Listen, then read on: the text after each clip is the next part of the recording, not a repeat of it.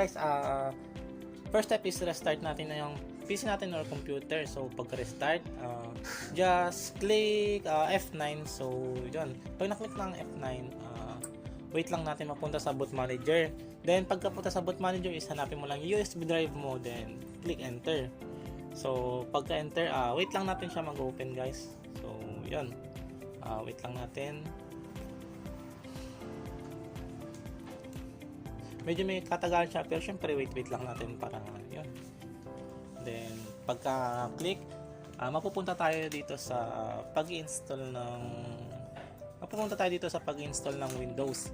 So una natin gagawin is next.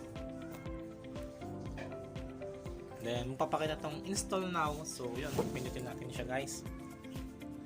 Pagka pindot natin is wait lang natin siya na mag-set up.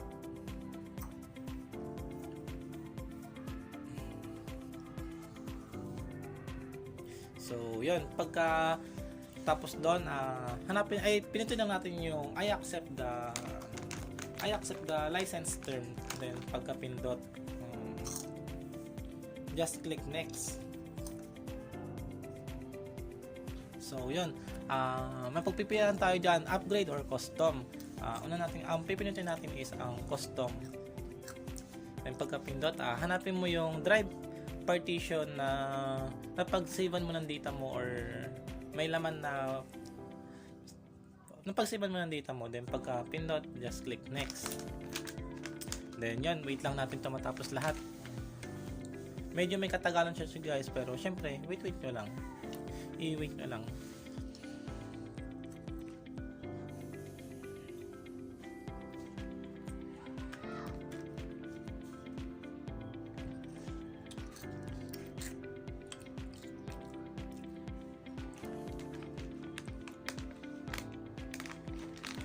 So yun, natapos na. Wait lang natin siya pagkatapos na magpapakita ng Windows need to restart to continue. Then wait lang natin yan, saglit lang yan guys, 10 seconds yata. Then yan.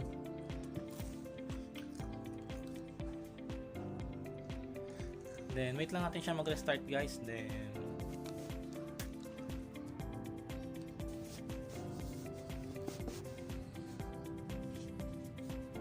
pagka-restart guys is magpapakita tong Windows 10 on volume 4 at saka Windows 10 on volume 3. So pinutin natin is volume 4 volume 5.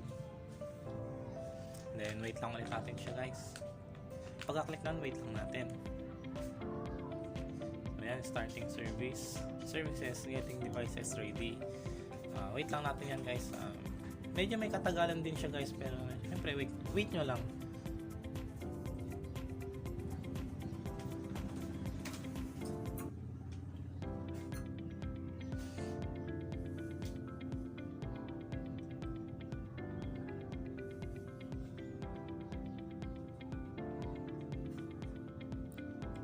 Yan, nag-restart na siya guys. Next natin gagawin is Windows 10 on volume 4. Yan. Then wait lang ulit natin siya. So yan, pakita na to.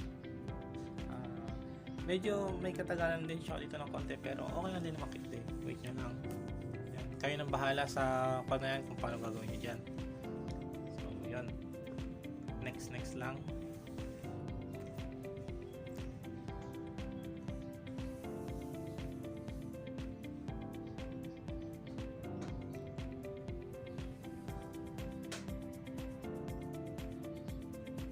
Wait lang ulit natin.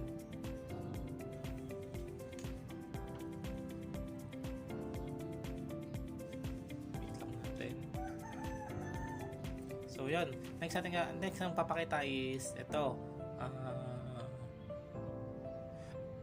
Kayo na bahala maglagay dyan kung paano gagawin yun. Then yan, yan, lagay nyo na yung mga password nyo, enter code. Gawin nyo lang yan guys. So yan, create pin, kayo na rin bahala gumawa ron. So yan, wait lang ulit natin. Then papakita to. So yan, accept. Click natin yung accept. Then yan, accept ulit. Since lahat naman naka-open, kayo na bahala kung ano yung i-open nyo and i-off. Then yan naman pakita. So yan, accept natin.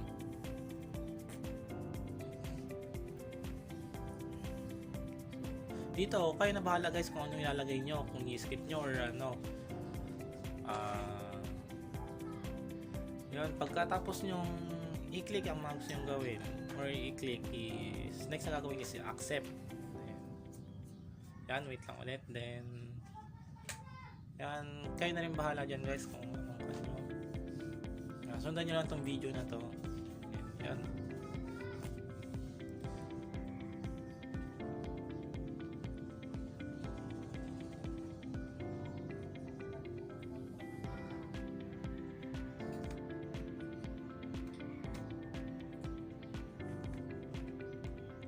Yan, kayo na rin bahala gumawa dyan.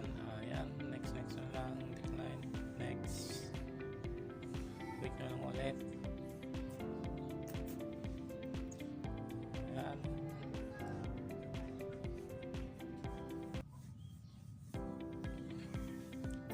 Wait nyo lang ulit. Kayo na bahala gumawa dun kung anong ilalagay nyo or i-click nyo. Yan, next lang ulit. Almost done now. So, yan, wait lang natin. Just a moment. So, yun. We're getting everything ready for you. Yan, wait lang natin.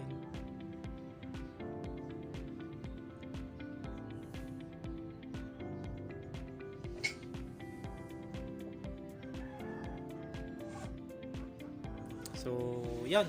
Tapos na guys. Nakapag-install na tayo ng Windows 10 sa ating laptop. So, yun. Yun lang. Sundan nyo lang tong video na to. Then, yun lang. Salamat.